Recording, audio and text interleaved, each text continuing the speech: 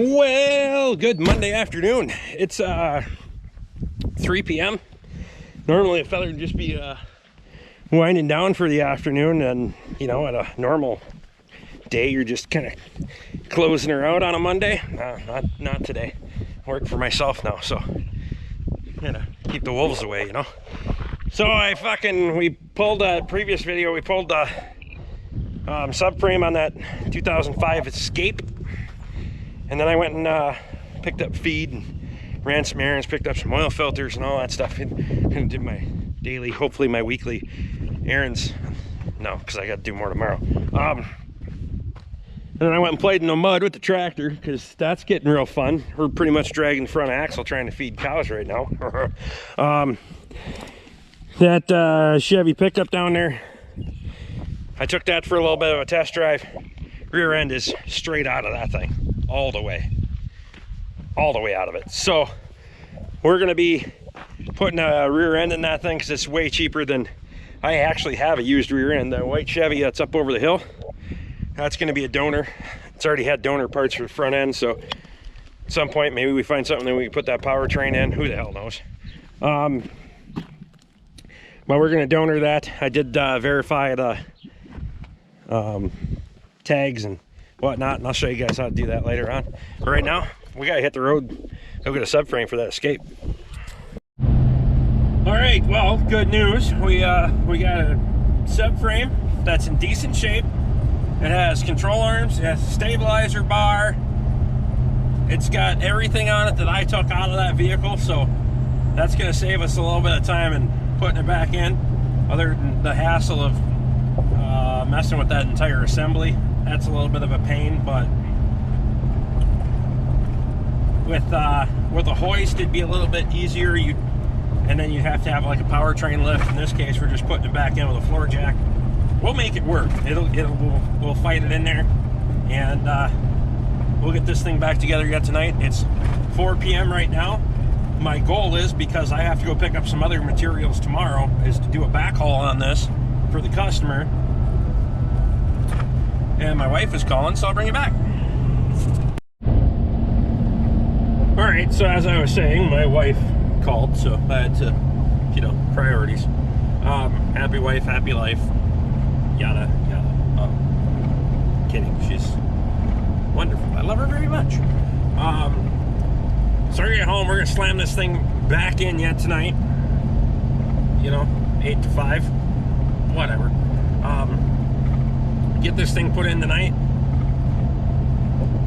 get it on the trailer, strap down, that way tomorrow morning I can hit the road with it, drop it off for the customer, pick up my backhaul, and then we'll be on to another project. So we're gonna get home, we're gonna get back to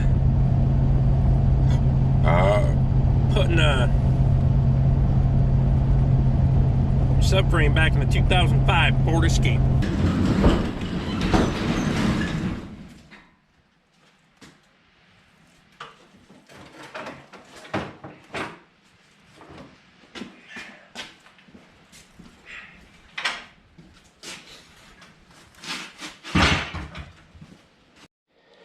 Okay, so this is a salvage yard subframe.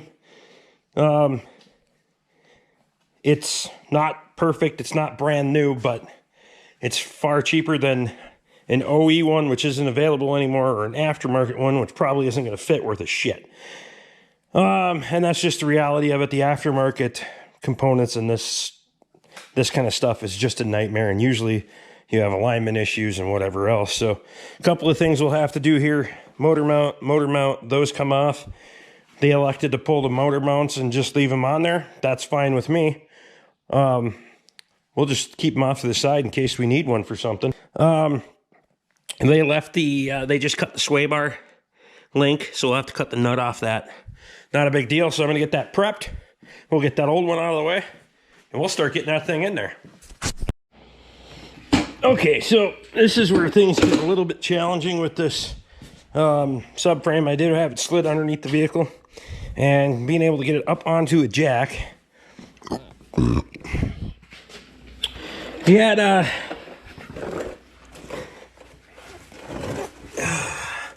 if you're ever gonna phone a friend, now would probably be the time, but I'm a stubborn ass and I'll figure it out myself. So right now you can see it's not sitting on that jack pad very far, and so we need to get it there. So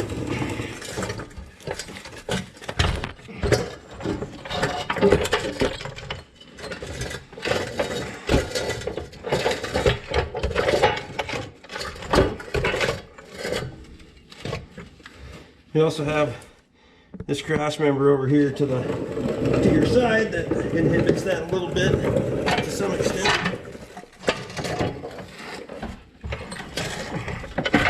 So there we go. We're on there a good portion of the way. We got to slide you forward. The jack toward the back, because right now the subframe is hitting the output flange on the PTU. So we're going to start raising this thing up a little bit. Now this is where things get a little bit difficult when I'm trying to film and do everything at the same time here. You can see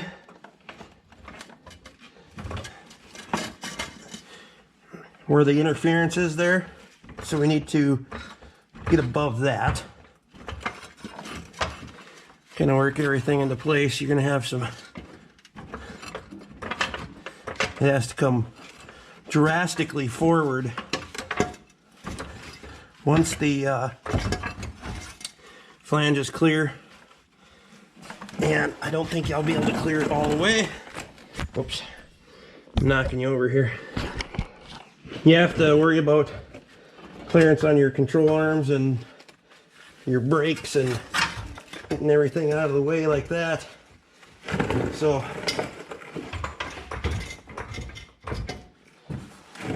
this side's gonna be too far back right now.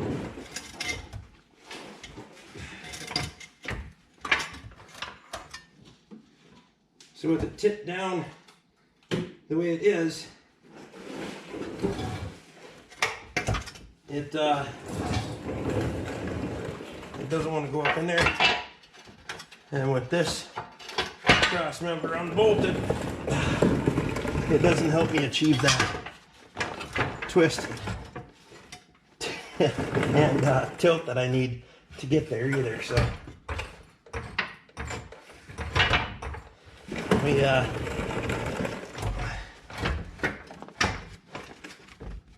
patience. Again, patience is a virtue in jobs like this.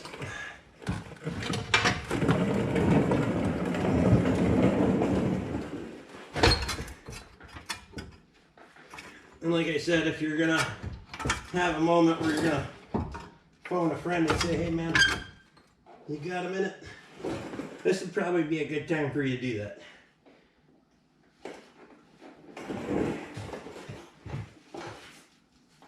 I'll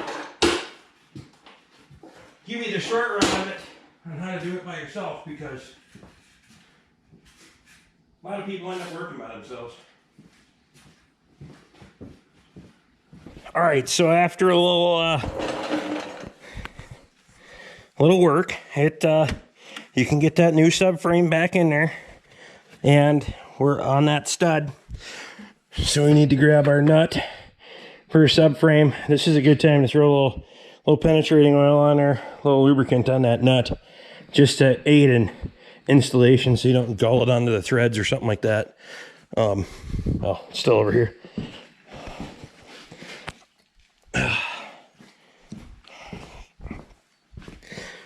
So we're making progress here.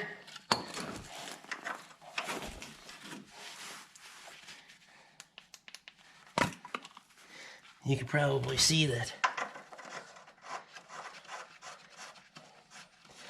Got that one on. You pretty much have to start these simultaneously. You can't, there's not enough play in it that you can start one and not the other.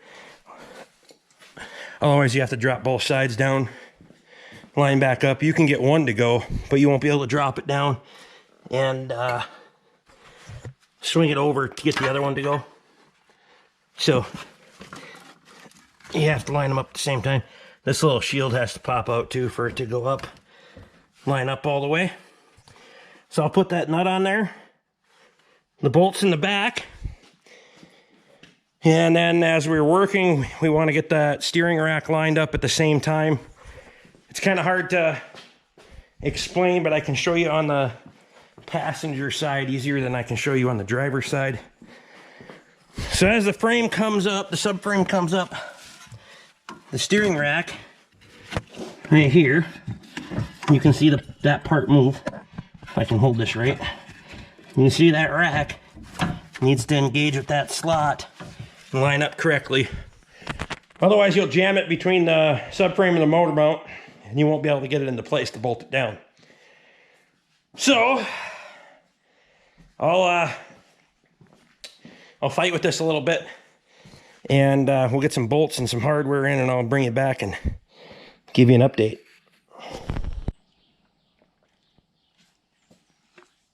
Oh, I'll tell you what, I'm riding the struggle bus a little bit. I need a little second wind or a little push or something. I don't know. I usually have a beer in me by now. Be professional, Rick. Be professional. So I got the nut started down there, and then I climbed down here without the other bolt. So we have the bolt. We probably need a little bit of a persuader. I did the other side already. The other side's up and tight. The rack is semi in position, so it is free and not stuck in between the motor mount, and neither are the power steering lines, so that's good. While we're here, I was going to mention that penetrating oil that I left on the other side of the vehicle is very, very important here. I won't say that too many times, but that cage nut that's in there, make sure you spray the ever-living out of that thing with oil, penetrating oil, whatever, something to aid in the installation of that bolt. Because if you gull the threads and you jerk that cage nut loose while you're tightening this thing up, well, let's just say you're gonna have more than a bad day at that point. So I like to just lather around there pretty good, as well as the bolt. I don't know how well you're gonna be able to see here. Hopefully okay. I have to grab a screwdriver from over here on the other side.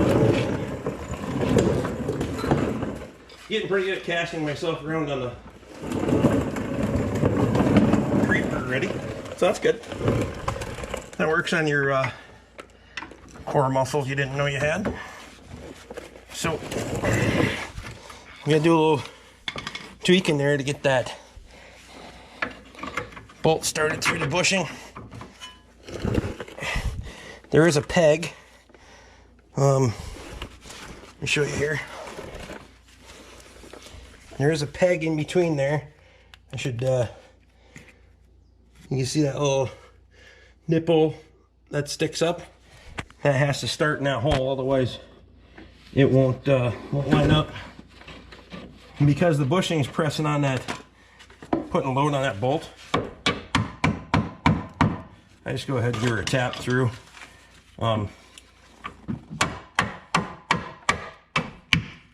Pretty much like that. As you can see, the rack moves around, so we're not caught. That's good. Take this nut, run it up a little ways.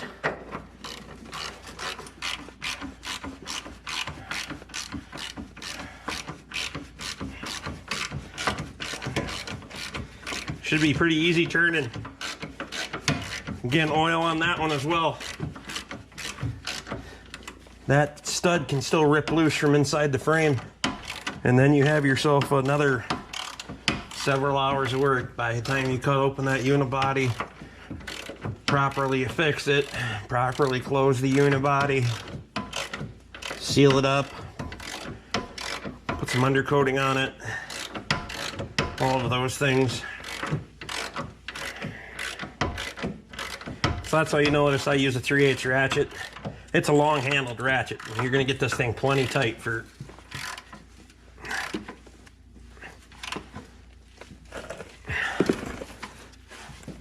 There you go. Give her a good pull. There's no need to put 500 foot-pounds on the thing with an impact and risk breaking it off, especially on a vehicle of this age. Same thing on this one. Make sure you're not cross-threading it because of the load on there. You'll know right away. If you can turn it with one hand like this, you're all right.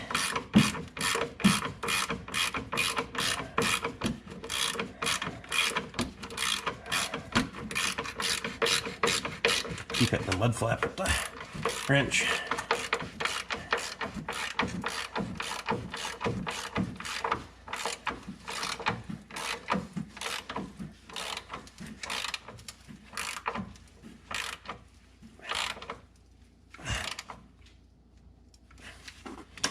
There you go.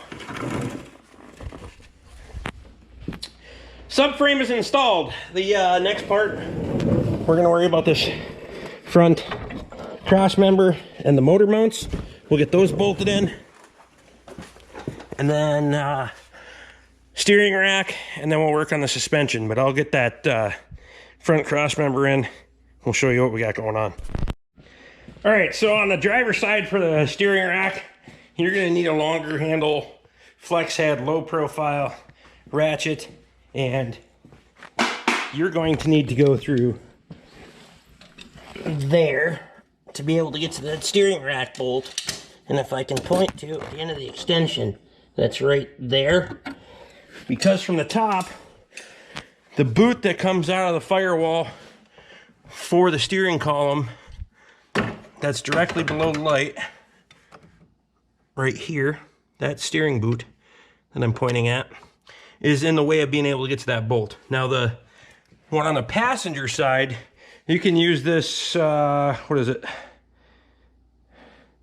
I don't know how long this extension is. A couple feet, 2 foot, 20 inch. And you can come back here, over to this side, and well, we gotta get our stuff out of the way here. Let me get my stool because I'm kind of short, fat.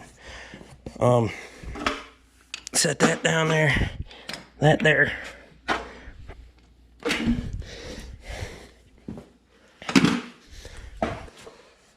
Okay, I'll get a light over here so you can actually see what I'm talking about. I'll put it on high so you're not strobing too bad. That bolt right there, so we can put our, after I hit you with it, I got you in the back of the head, that one had to hurt, huh? We can put our extension on there, and now you can see we're up here, where it's much nicer to work.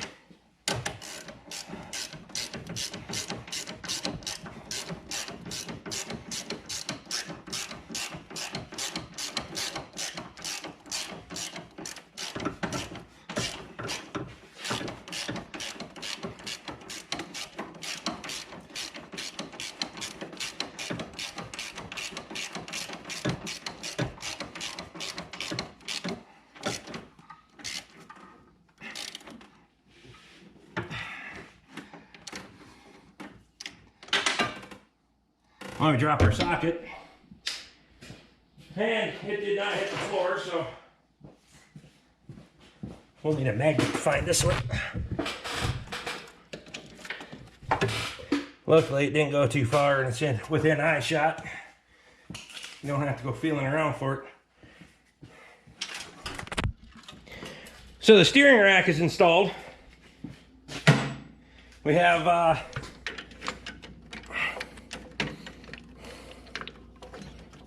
oh, come on. We have a new axle shaft that we have to put in on this side, and then we'll start getting the suspension components put together. I'm going to do one side, I'll bring you back, and show you how to do the other side. All right, so there's the end of the CV shaft. Typically, you're going to have to strike the inside. Oh, man, why did I do that? You're going to have to strike the back side of that to drive it off the circlip that's on this splined stub shaft in there. I don't know if you can see it. Get you a little light. That spline stub shaft right there. There is a circlip on that holds it in. Keep that axle from walking off. If you don't feel some resistance on that, you got to put a new circlip on it, because otherwise it will try to stay ahead of this or I'll be tracking it all over the place. Try to stay ahead of it, keep that cleaned up. But if you don't feel resistance on that circlip, you need to put another one on there, otherwise that axle shaft will come off. And certainly make sure that there's one on there. So we have a new axle shaft for this.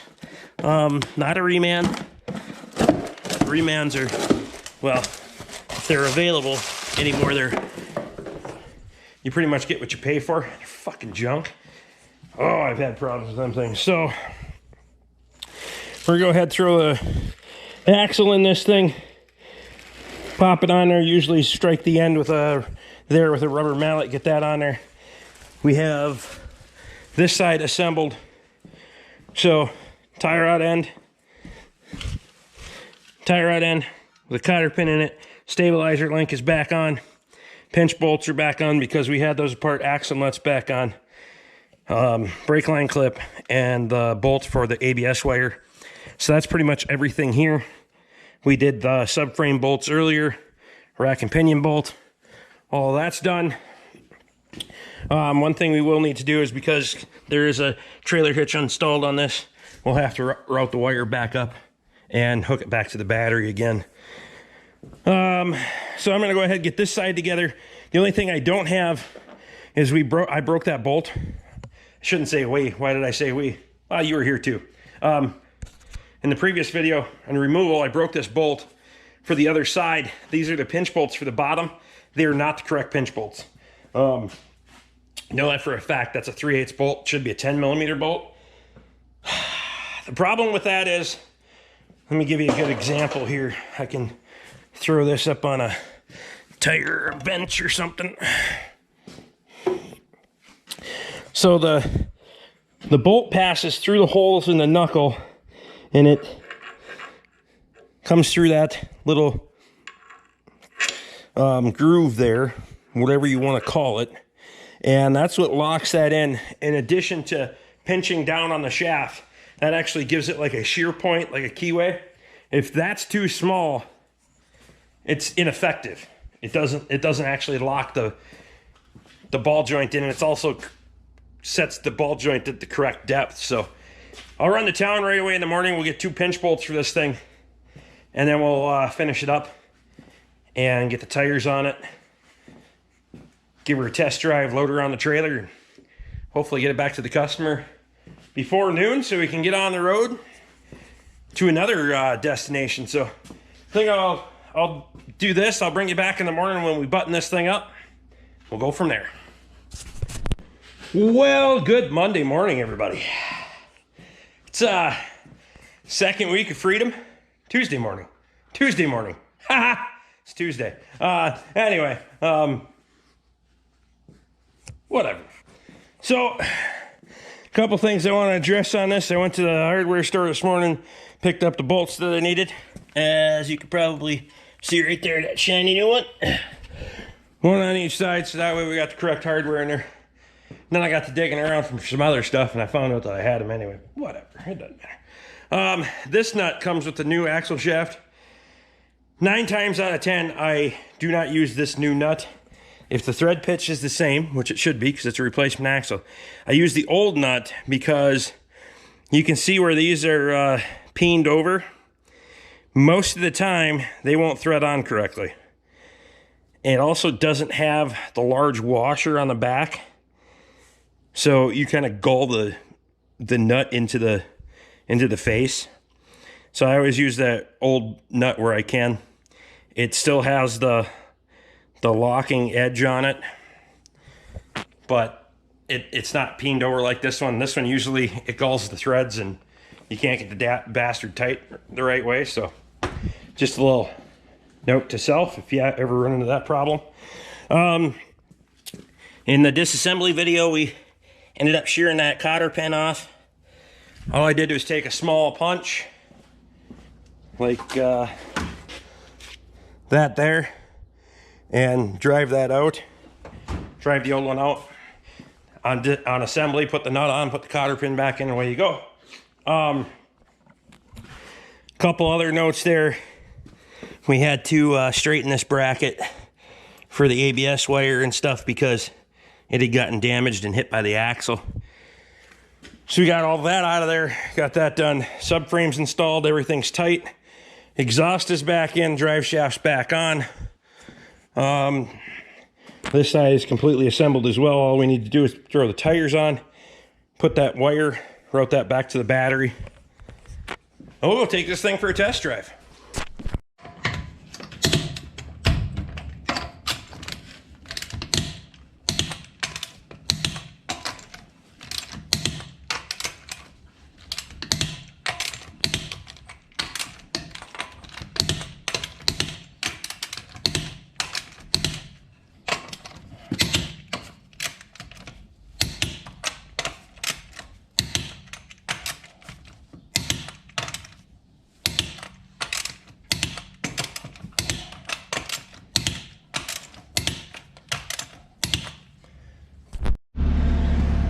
Okay.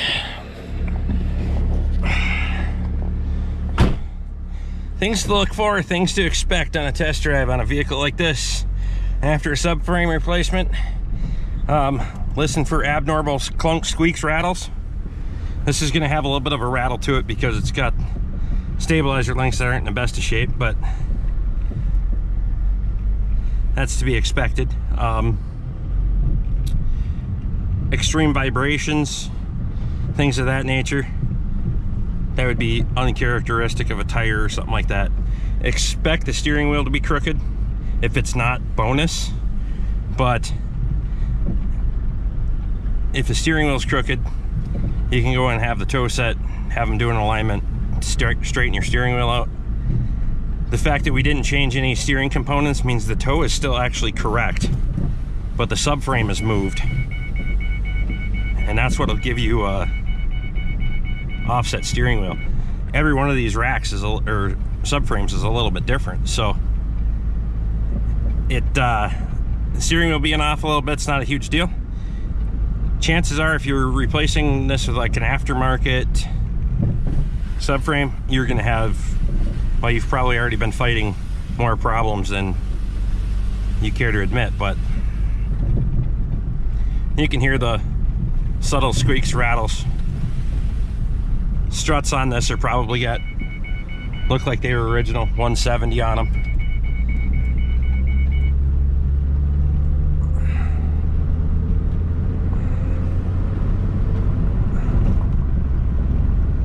But make sure it's a vehicle that you feel safe taking up to speed. Now granted, I'm not going to do 60 miles an hour down the dirt road with it, but we'll go out on the highway, we'll get it up to speed. That's not a vibration, that's tracks on from tractors on the road. I don't know whose tractors those are. All right, well, the Escape is dropped off. We're off on another adventure to pick up some more stuff, so we got that transaction taken care of. That one's fixed up and on the road. Good to go. So if you guys like what I'm doing, throw me a thumbs up, subscribe if you haven't, ring the bell, get my notifications. Memberships are down there if you want one, and I do appreciate it because it really does help out on the channel. We're on the road to southern Minnesota. We'll see you guys again next time.